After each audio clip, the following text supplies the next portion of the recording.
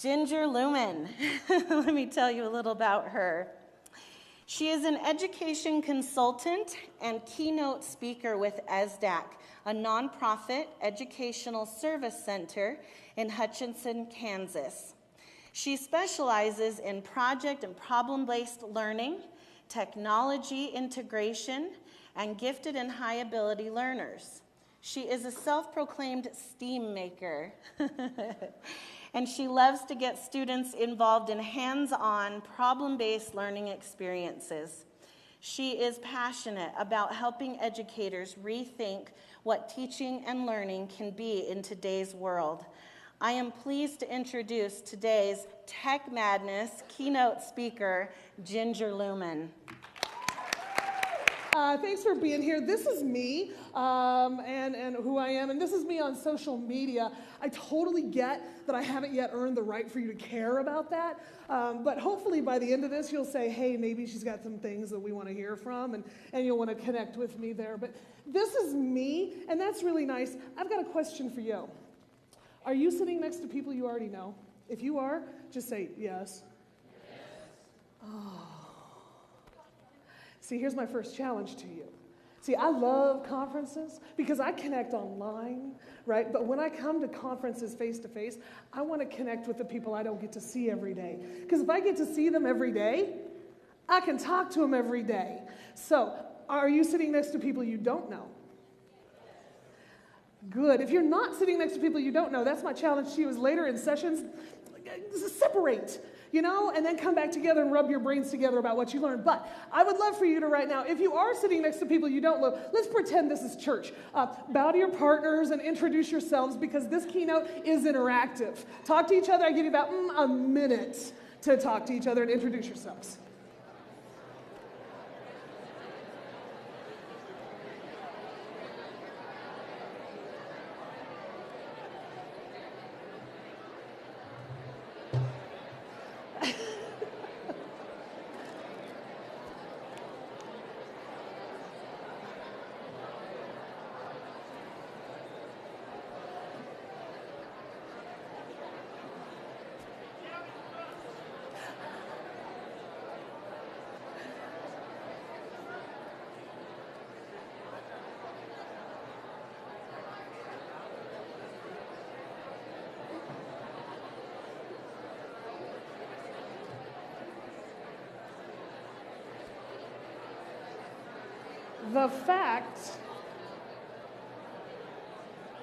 The fact that you're actually having conversations right now makes me really happy because sometimes when I ask people to talk to each other, they don't.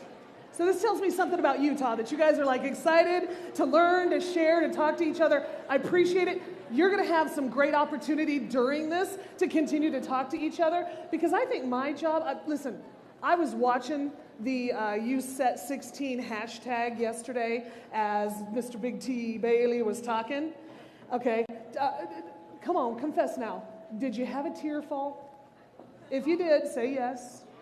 See, I'm sitting in the Denver airport watching this going, getting all verklempt and choked up too. What was it he said about that, the fear and the passion the fear of failure is directly related to the passion. Are you kidding me? Because I've had a lot of fear and a lot of failure in my life. And I think, yeah, it breaks my heart because it matters to me. I kind of dig that. Anyway, I appreciate you guys being here, loving that. Oh, there we are. That's what he said. And that this is, to me, who we are as educators. If we don't have our hearts broken at least 20 times a year, I wonder what we're doing, right? Tell me if your kids break your heart. Yes?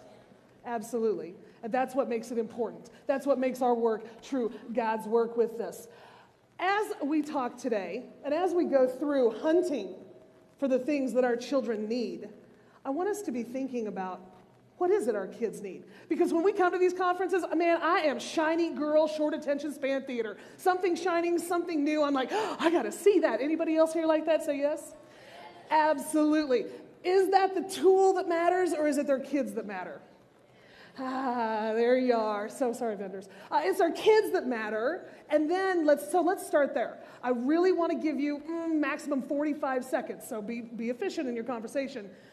Talk to somebody near you. Who are the kids in your schools that are struggling right now? I mean, I don't want names. I want, who are those types of kids? Who are the kids who are struggling in Utah schools? 45 seconds, make a little generic list. So you're not turning it in. I just want it in your forefront of your mind. Go.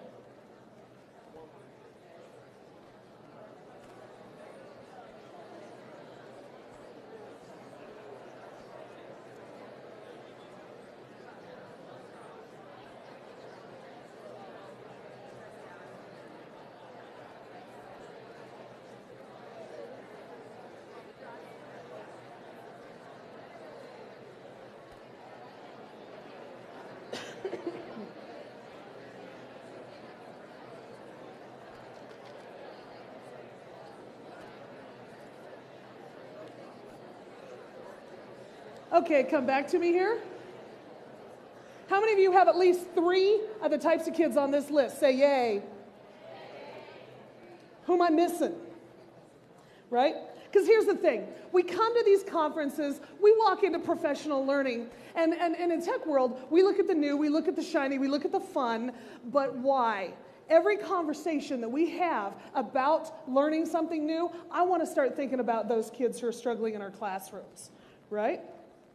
That's where we need to. And I'm going to tell you today, I'm going to push you on some things. That's my job, is to push you a little bit. There's some things that I'm going to say that you think this lady has lost her ever-loving mind. And that's okay. I'm selling these ideas, but I want you don't have to buy them. Rent them. Rent the idea for a little bit.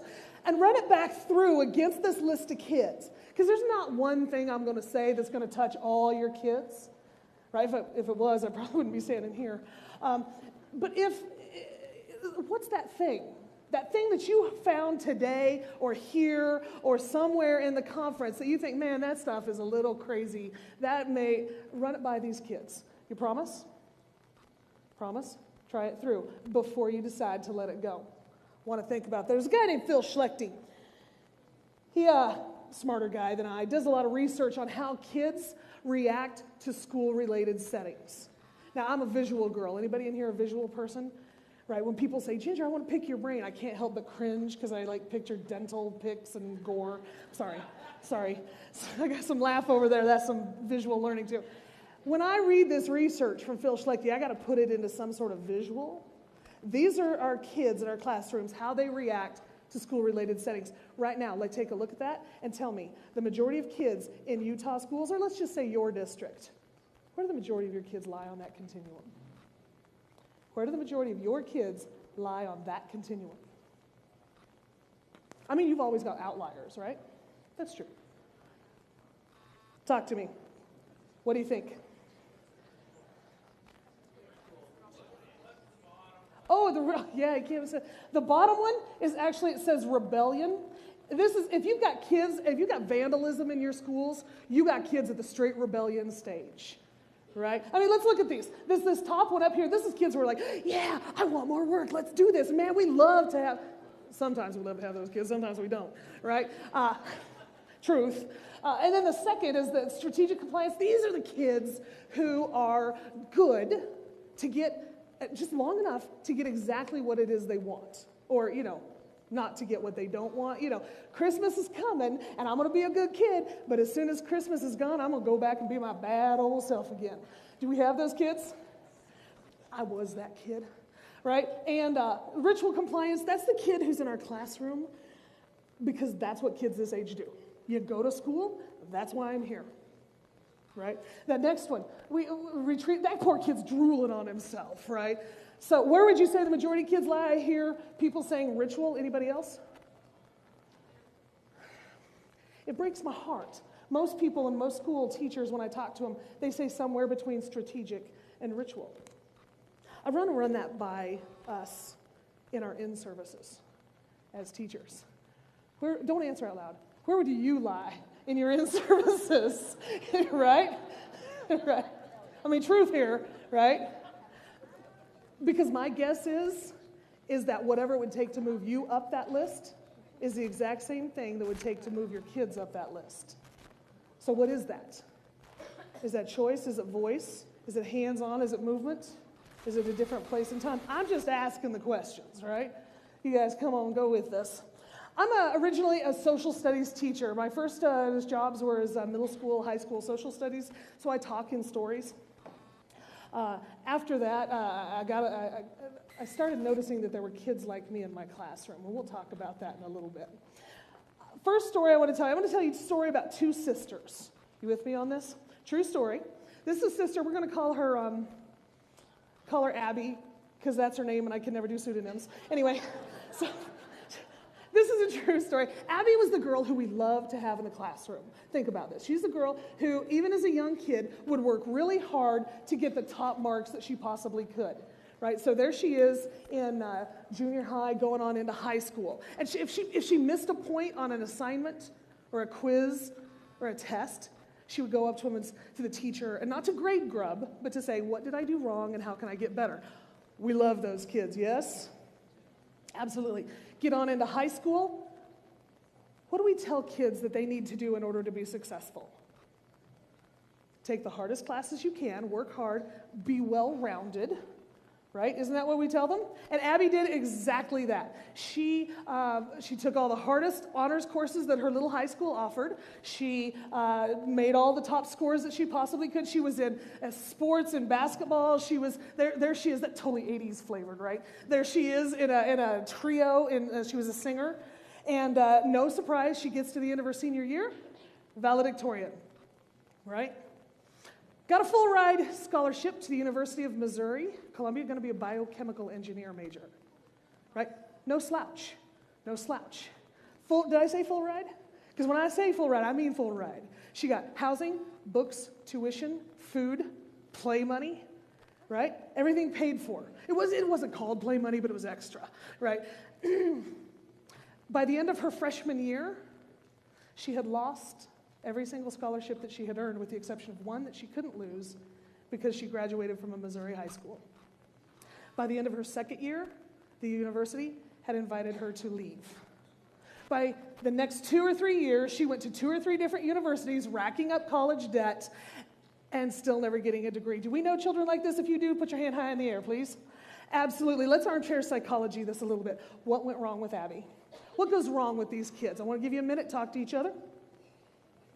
What goes wrong with these kids?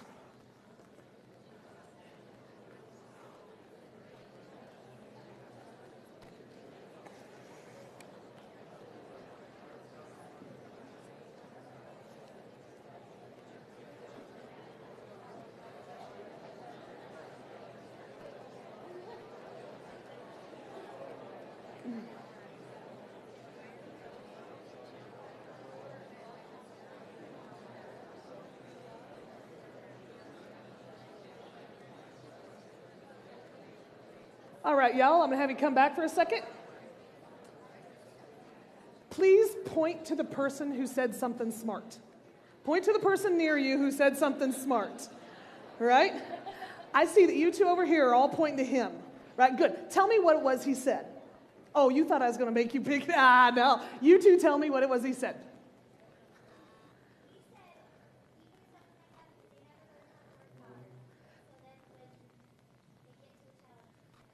They never learned how to work hard. When they get to a challenge, they didn't know how to do it. I like that. By the way, today there are many multiple right answers. So I like that. Who has something different? Something a little bit different. Tell me.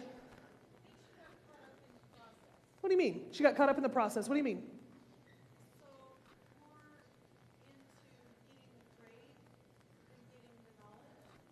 I like it. Tell me more. More about getting the grade than getting the knowledge. Tell me more.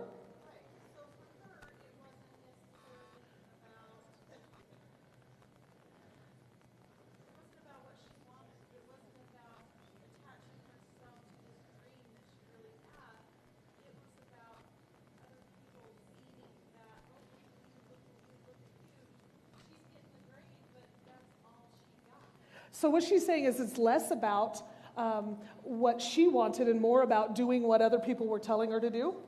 I like it. One more. What do you mean never learned how to fail? So many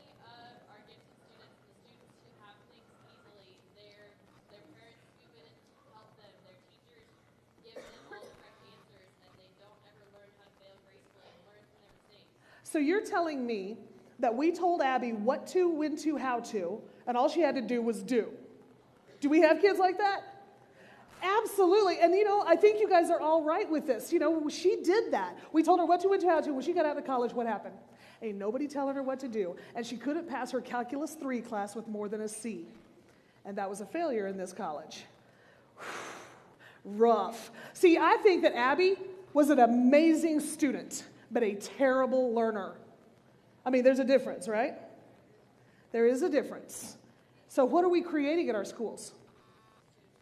Ooh, you're killing me. It's true, but it's what we're doing, right? It kills me. I want to tell you the other story about the other sister. This sister is a girl we're going to call Ginger, because... Yes, it's me. Ginger was the sort of girl, Abby's sister, who was very different than Abby. See, I was the sort of girl that I learned very early that if I laughed at the teacher's jokes and smiled and answered questions from time to time, I got to do whatever I wanted to, whenever I wanted to. I learned that as early as 3rd grade. Now, this is like the late 70s, early 80s. I'm not going to make judgment on who we have out here, but help me with this. I'm sliding down the stairway banister, right? Meanest teacher in the school, Mrs. Jenny Hobbs, sees me, and she says, Ginger. Man, I hopped off that banister, maybe leaked a little, I don't know. And she, what happens to you when the meanest teacher in the school in the late 70s catches you sliding down the stairway banister? What happens? That's right, getting a spanking, getting swats. And I know that if I get 2 swats at school, I'm getting 4 when I get home because my dad's not a nice guy, right? Anybody else got that, Dad? Yeah, you're welcome. And so there I am, Mrs. Hobbs. Ginger, you know better than that. And then she walked on. Nothing happened to me. Right? So I don't know, I'm 3rd grade, I'm dumb. Whatever I did, math room or whatever. Fast forward a few more years, I'm in junior high. Teacher says, Ginger, or everybody, class, time to turn in your homework. Cool. Open up my notebook, and I start looking through it. I was just right here, right? And I'm looking through the textbook, trying to dump it out, knowing full well I had never done that homework. What's the teacher say to me? That's right, because I'm a good kid. That's okay, turn it in tomorrow. And I might not, doesn't matter, because I'm going to ace that test later anyway. What am I learning in school? Talk to each other for real. What am I learning in school? I love it. Utah, y'all are polite. You say things like, she's learning how to play the game. You're polite. Those of us who are a little more real say things like, she's learning how to manipulate and lie. Absolutely true. Absolutely true. Let's go one more with this. See, I was a little entrepreneur.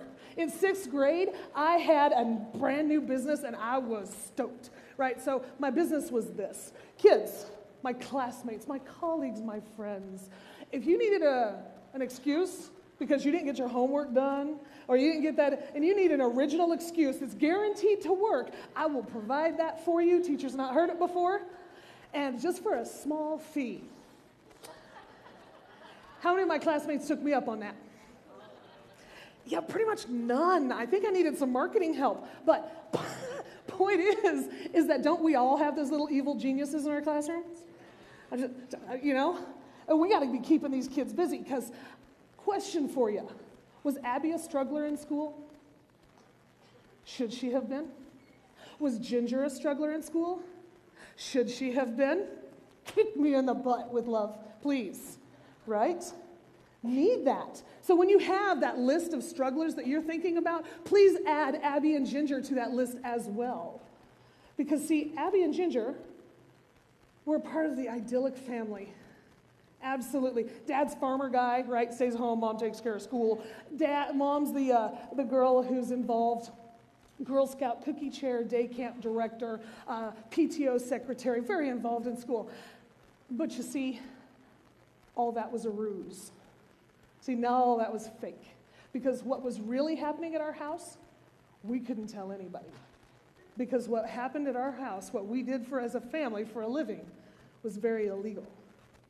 And we knew this growing up.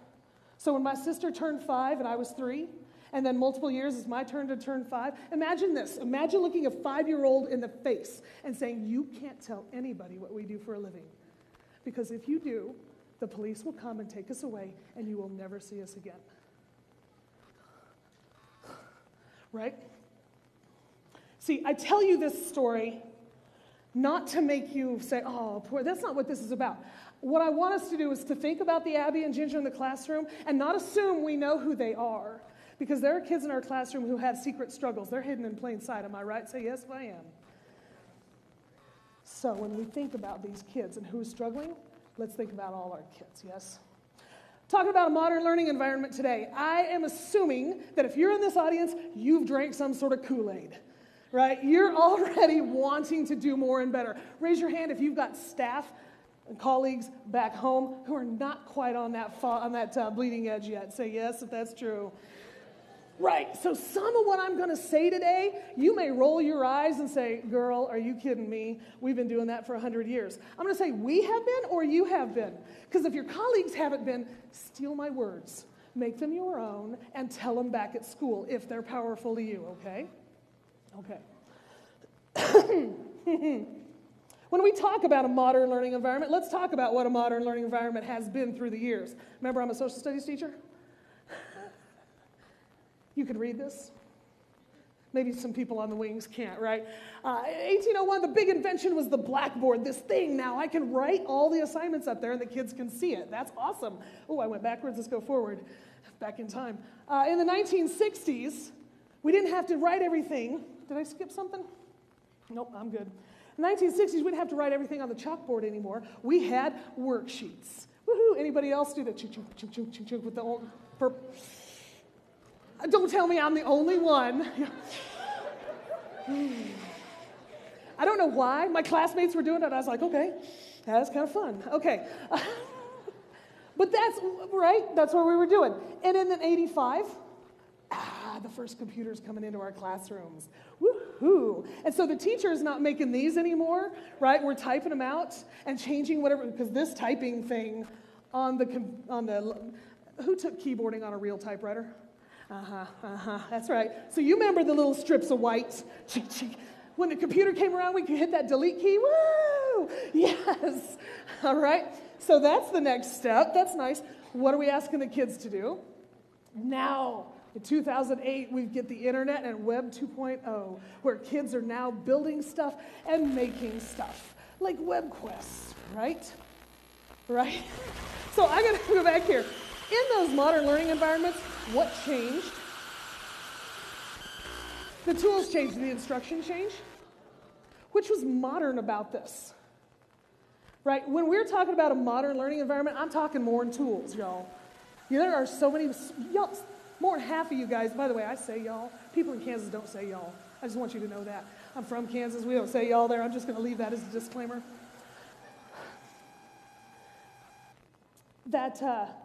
There are a lot of people in this room, I guarantee, are smarter than me with hardware and software. I'm not going to pretend that I am a genius with that. I want us to ask a lot of questions about the instruction that makes the tools work. Does that make sense? Because a tool in the wrong hands is useless with the wrong purpose. See, I want us to think about bridging that innovation gap. Those of us who are here who've drank the Kool-Aid are on one side of this gap. Our colleagues back home who say, oh, that's so crazy. I have really important things to teach. You go ahead and do that fun stuff with the computers. I'm teaching important things. Have you ever been told that? Breaks my heart and makes me mad. But there we are on two sides of the gap. And I really, truly believe that those of us on the modern, come on, just come over here. And these guys, I really believe they want to. I don't think any teacher wants to be on the stuck in the mud, not doing anything. They want to, right? And when that gap was small, before all these changes, it was easier to make that jump. But every day, with more inventions, with more advancement, that gap gets wider and wider. And so when we yell at our colleagues, jump, and they want to, right? What happens? Yeah, sometimes they try, and they fail. And then they don't want to try again. And it kills me. So what can we do for those of us on this side? I believe, and this is my niche in the world, is to build that bridge. The bridge between I want to get there and the bridge of I know there. So when you hear me talk about things, that in-between bridge, use that bridge at home, okay? Okay.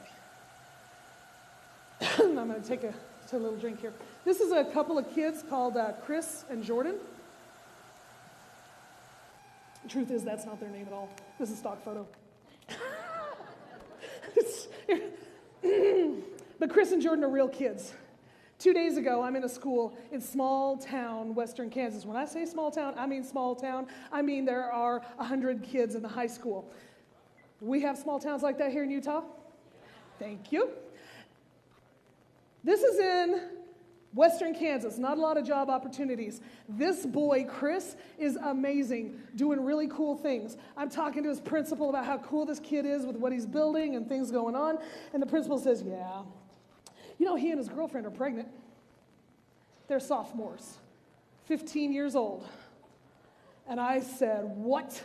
And he said, yeah. I mean, this happens, doesn't it? As teachers, how does that change our conversation about Chris and Jordan? How does that change our, because me, when I hear about 15-year-old kids getting pregnant, I know what's going to happen to that boy. That boy's going to really try to get finished with school, but dad's going to say something like, I'm done fitting your kids' bills.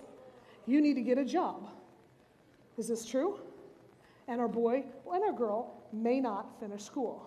So how does that change our hearts in education? Talk to each other right now. What do we need to do now for Chris and Jordan? Because they're 15 and probably not going to graduate. How should their schooling change? Turn quick to each other. Talk to each other.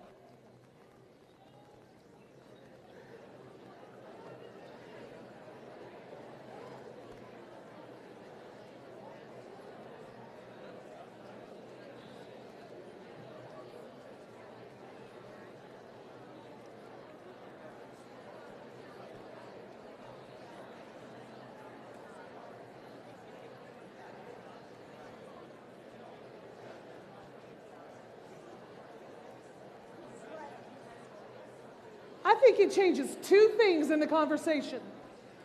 It might change a lot of stuff, but two things in particular. It changes the urgency, it changes their urgency, and it changes the relevancy conversation, doesn't it? How do you make them sit there through and talk about the War of 1812 when they're facing a child? Are you with me on this? Now, what happens if we just start to look at all kids as if they've got a pregnancy issue? How would that change our schools? Because if we can cut it out for two that are important, why aren't the other kids important too? I'm just going to drop that on you. Because I thought about that. I thought, whoa, why am I only thinking about these two? Shouldn't relevancy and urgency be important for all kids? So how does that change our conversation about what's working?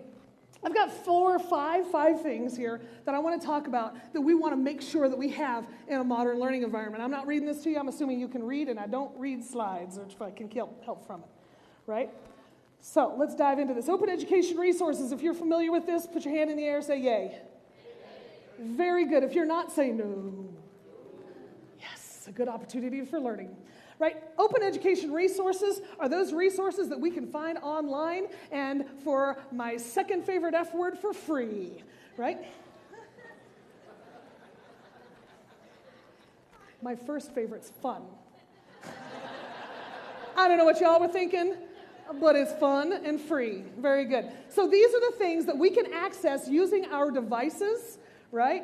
That now we're not having to, what's your printing budget at your school district?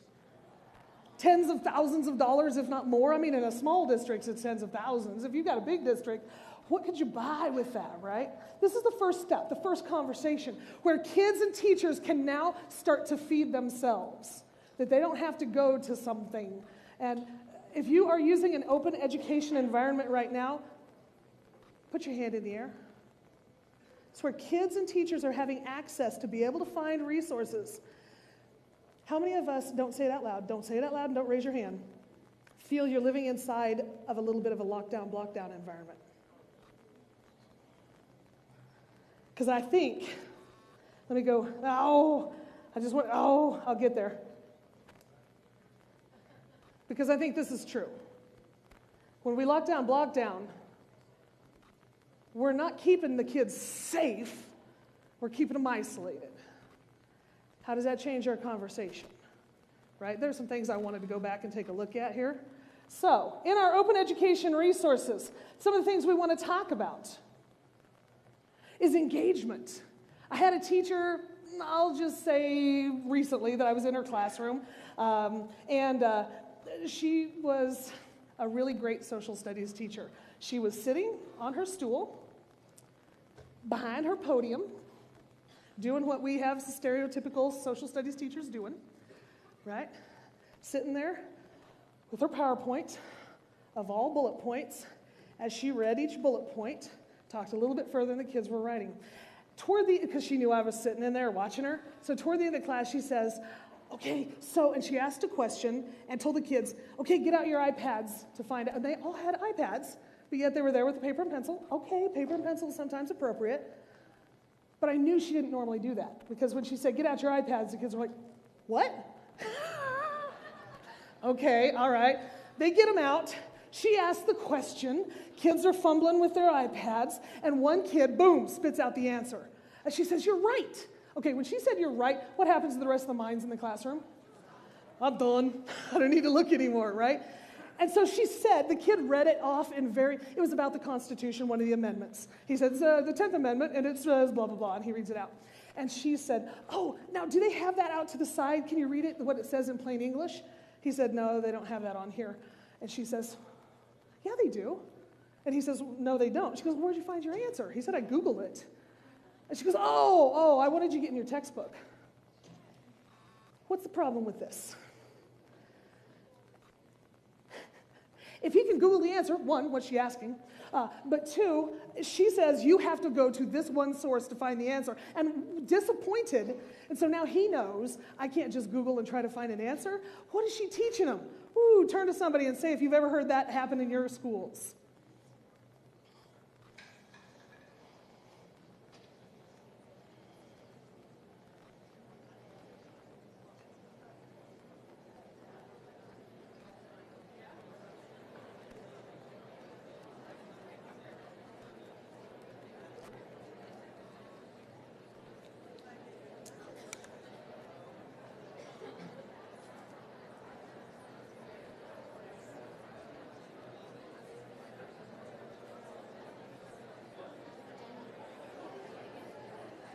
See,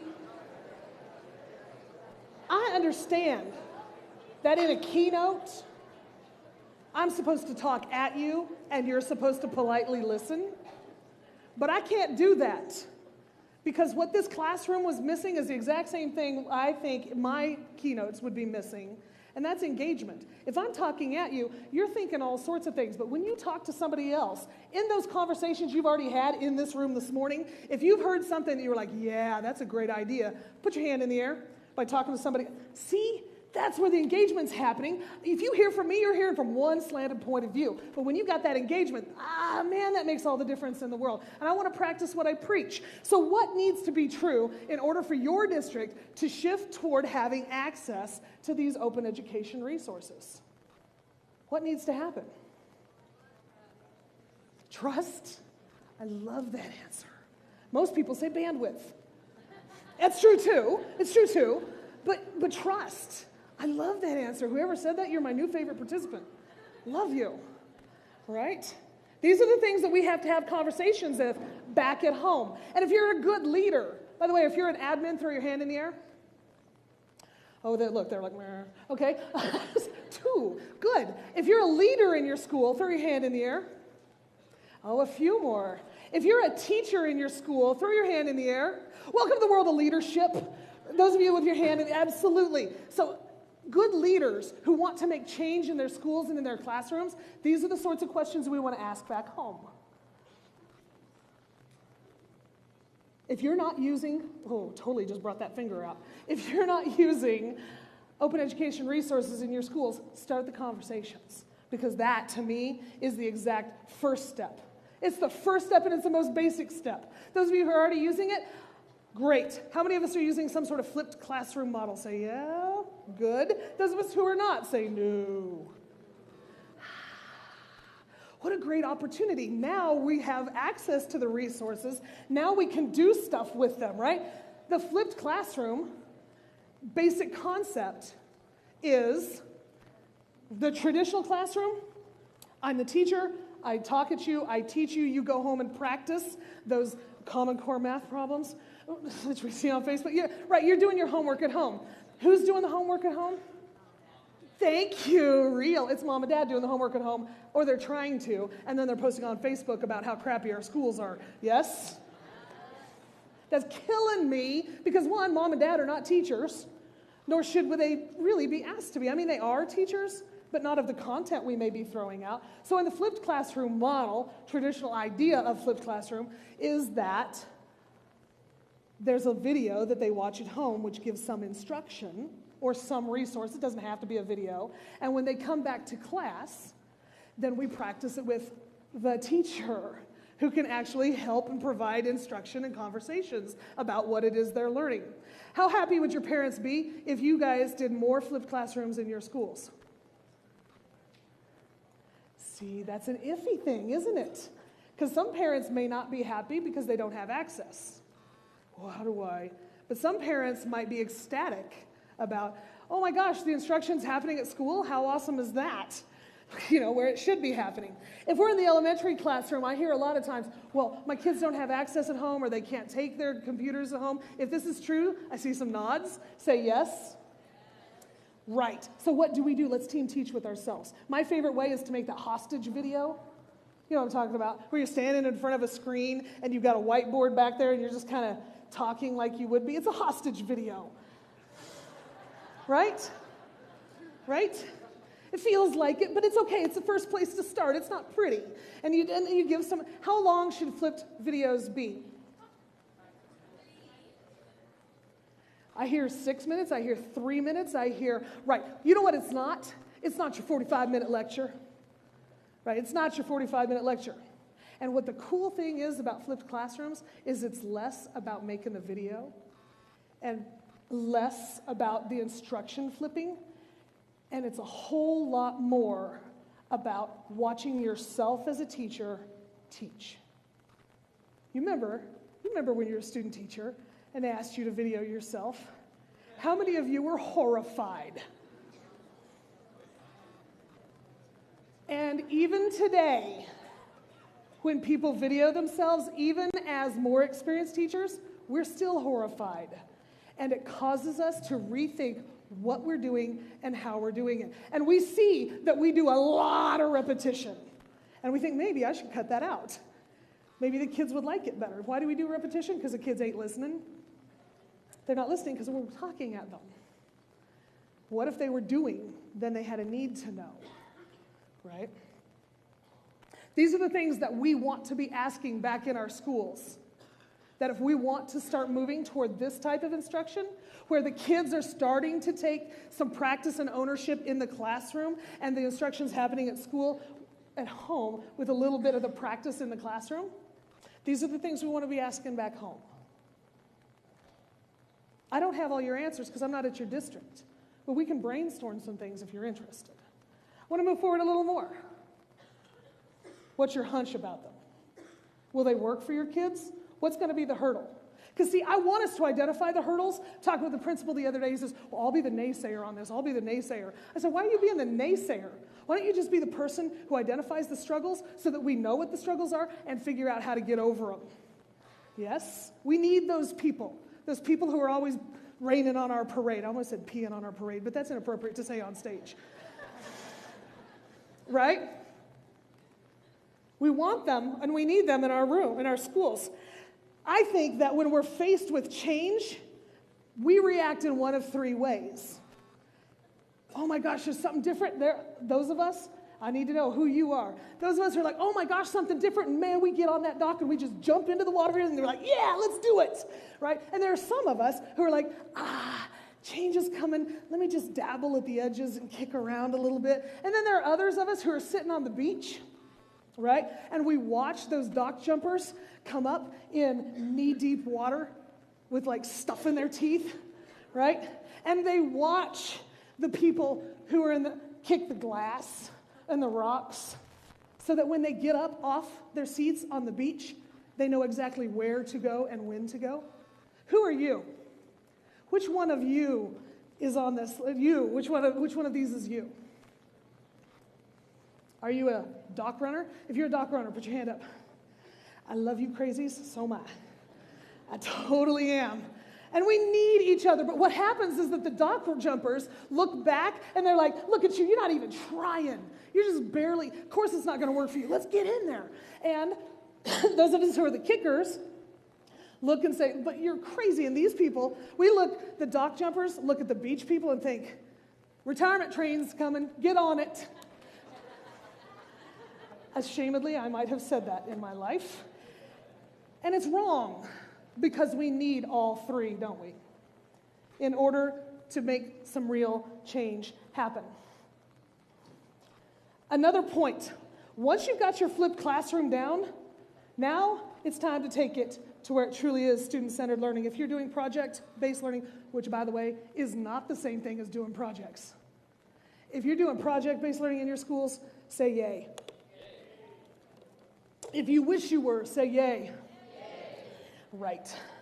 Project, problem, passion-based learning has been my life for the past 10 years. I was lucky enough to be asked to start a school, grades 5 through 8, and they told me, Ginger, it has to be PBL, has to be one-to-one laptop.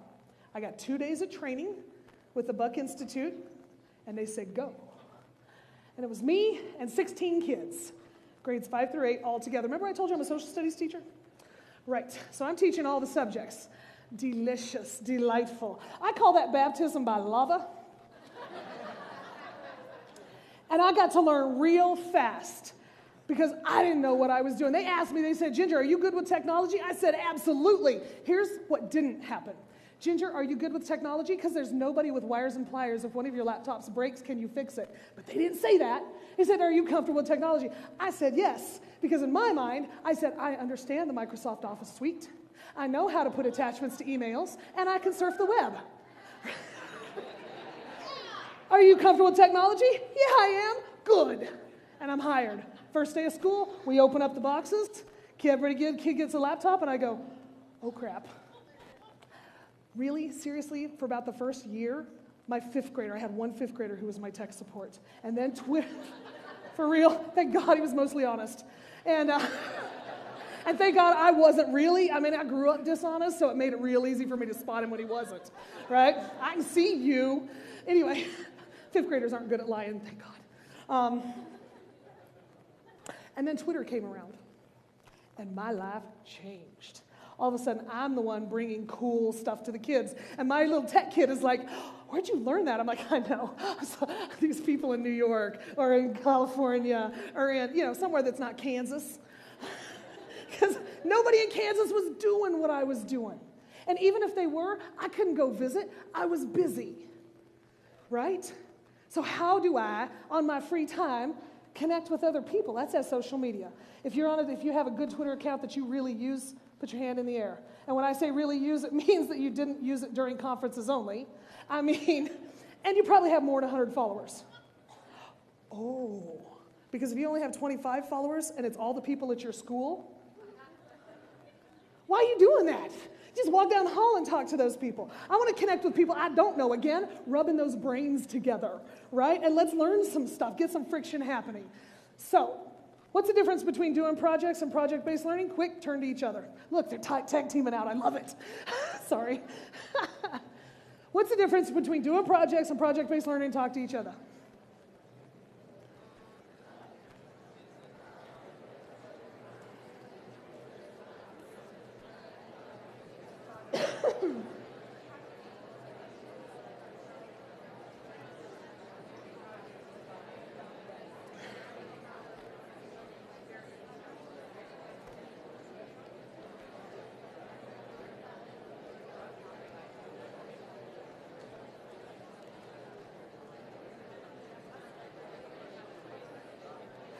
You see,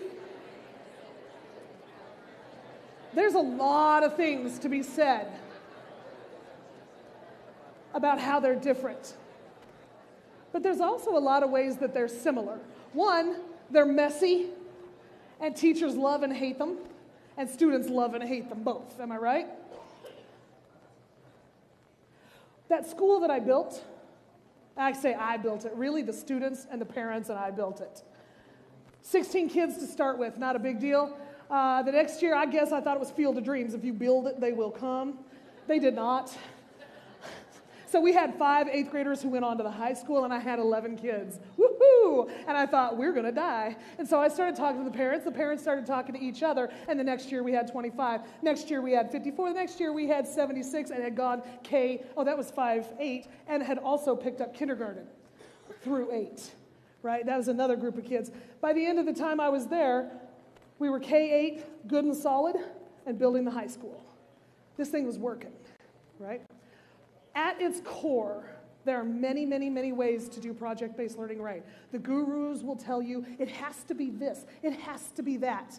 And gosh darn it, it's awesome if it is. But at its core, you know you're doing project-based learning based on when the learning is happening.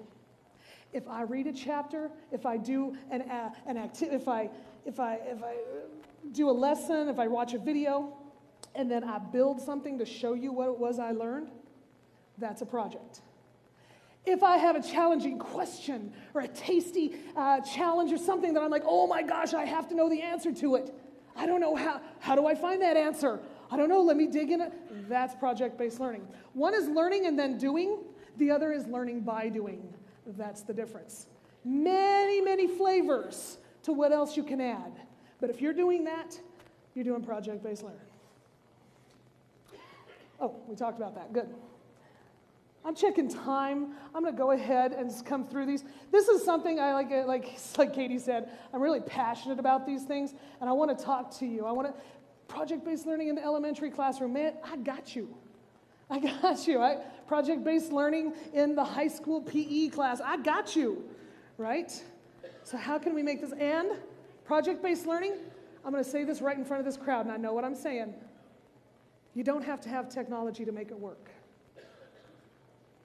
I'm saying that if you have to have technology in order to teach, you may not be a good teacher.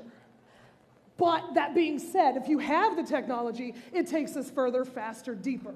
All of a sudden, it's not just us in our little own circle. Now I can reach out across the world, and again, like I said, rub brains together with other human beings and learn more than ever I could with just me by myself. So I want us to be cautious with that. It doesn't have to, but it's better. And what it really has is teachers who know when to shut up.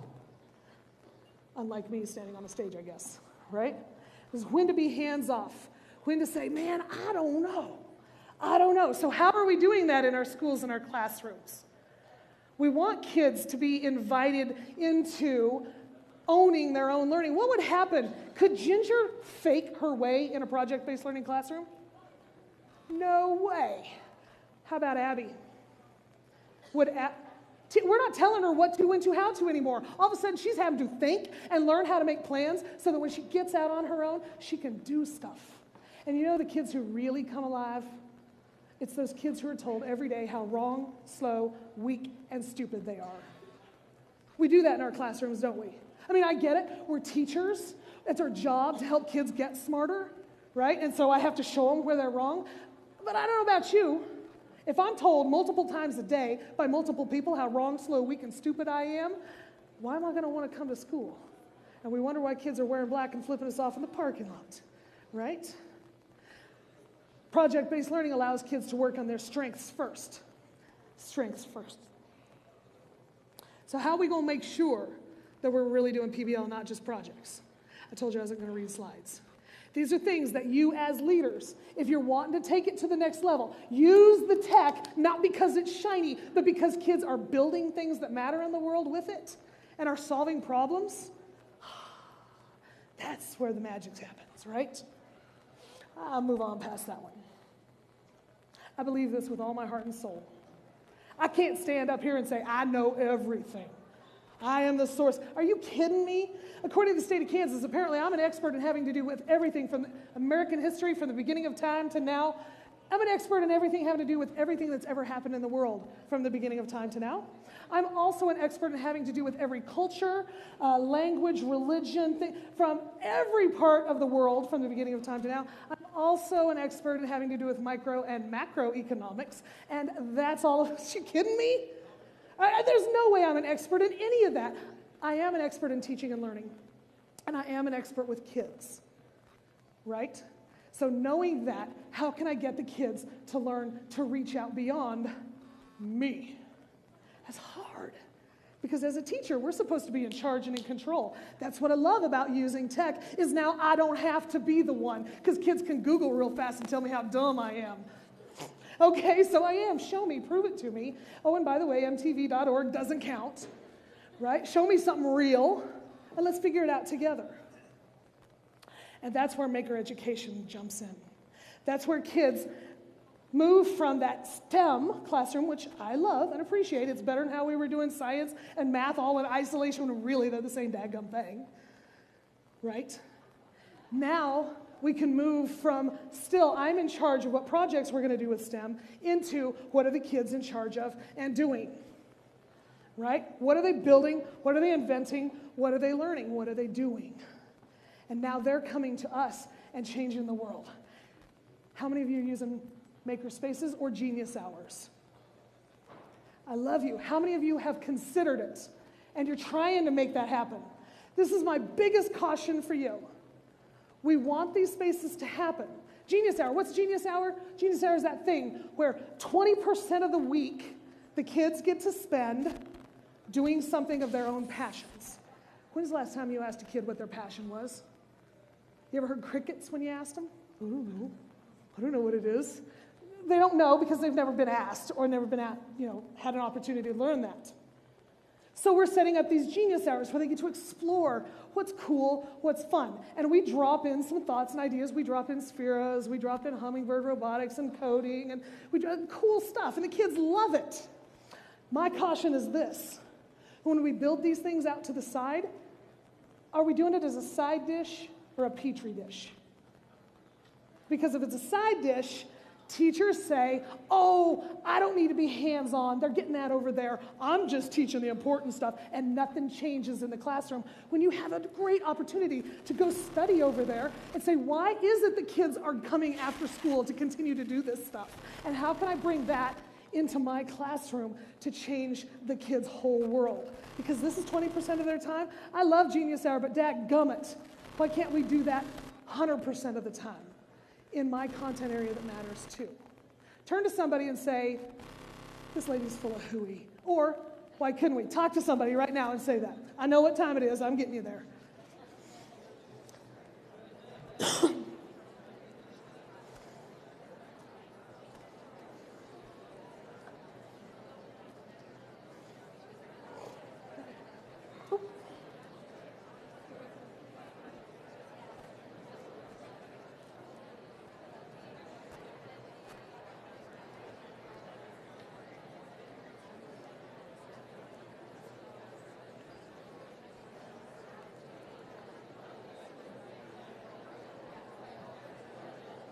I can't let you go, and I know what time it is. Sorry, Katie. I'm assuming that's why you built in a little flexible time, because you knew I'm a talker. Okay.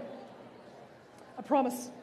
I can't let you go without talking to you about this thing that's right here, the Godium. Are you cheering back there?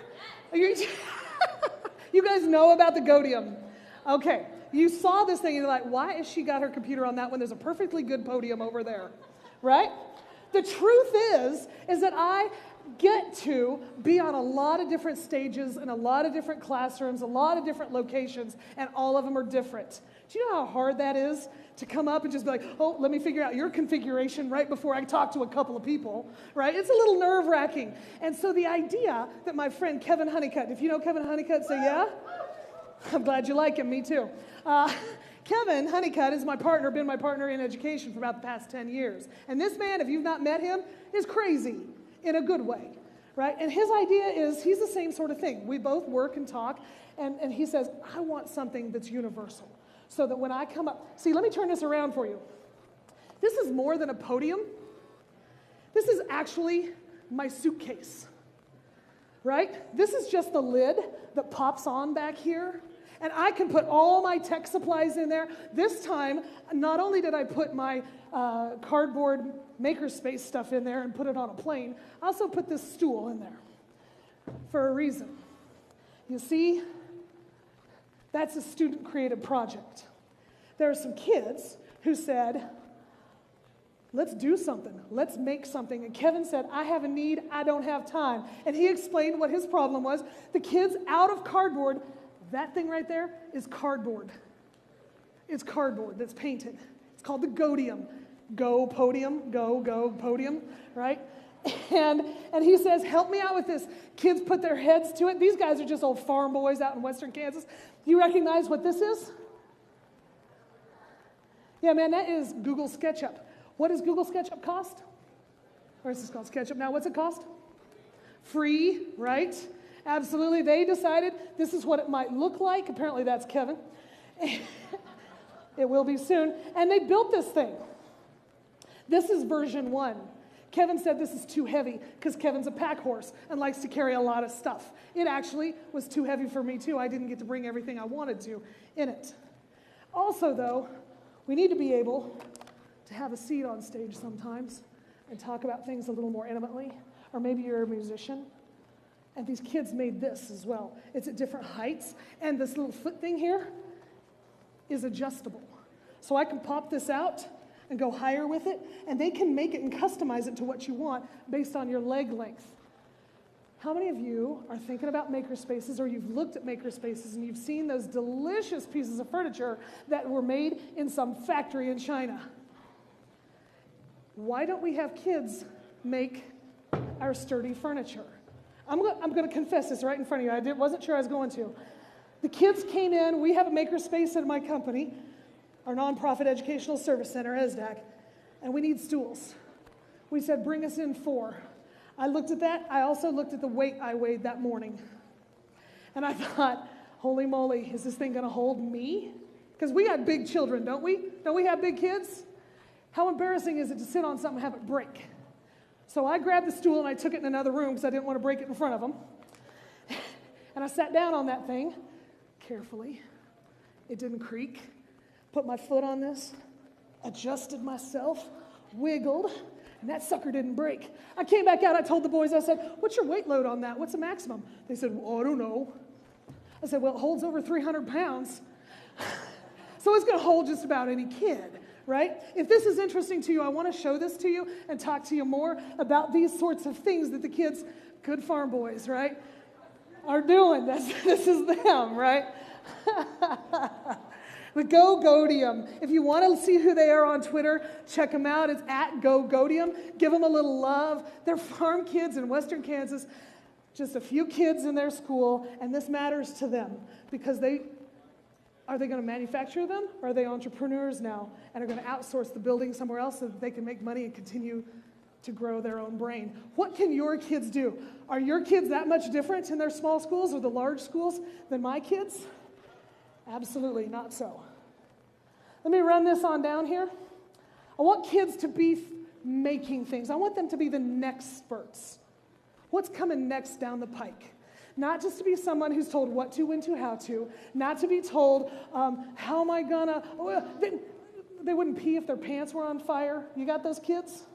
They got to ask permission. That kills me. Kills me. We expect kids to vote, go fight in wars, when just a few months before they had to ask permission to go to the bathroom. Breaks my heart. Schools that allow kids to do something different. Last thing I want to drop in here is that 5th thing is you. You are what make the modern learning environment. This is an actual map in Denver. What went wrong? Can you see? Oh, you can't read that whole thing. All right, hold on. I'll do this. Can I do that? I can't do that. In order to blaze a trail, you have to first step out of line. See what this is? Do you know what this is? Those are people walking there. Do you see where they were meant to go and where they're told to go by a nice path and where they decided to go? If you're going to do something different, you got to first step out of line a little bit. Not enough to get fired. You can't do anything if you're fired, right? So when we come back, bringing it back in for a landing here. Are you just painting new paint on that fence while the boards and the wood inside are rotten? that if you were to poke that fence, it's nothing inside? Or can we tear down the fence and build something better? Because if you're going to do something different, that's what the modern learning environment is. Those of us who consider ourselves innovative, you're only innovative based on the last time you questioned the established authority. They tell you can. I'm not saying get fired. I'm saying, why do we do this? What happens if we start acting with urgency and relevancy for our kids as if they were all pregnant and it mattered? Because I think our kids, when they wake up, they don't wake up and think, how can I ruin my life? They say, I want to do something better. Okay, maybe if we teach high school and we think some kids wake up and want to ruin their lives, they weren't always like that. What happened to them? What changed their lives? I think it might be us is a big piece of it. Ladies and gentlemen, this is me. I'm going to be working with some kids I've never met before in the playground here later this afternoon. And then my last session today is basically, it's you. You're going to come in, talk to me, and I'll just have a conversation with you. I have slides if you want them, but otherwise it's just us talking, and I honor you and say thank you for coming. Now let's get out there and hunt for those kids who are really struggling. Thank you.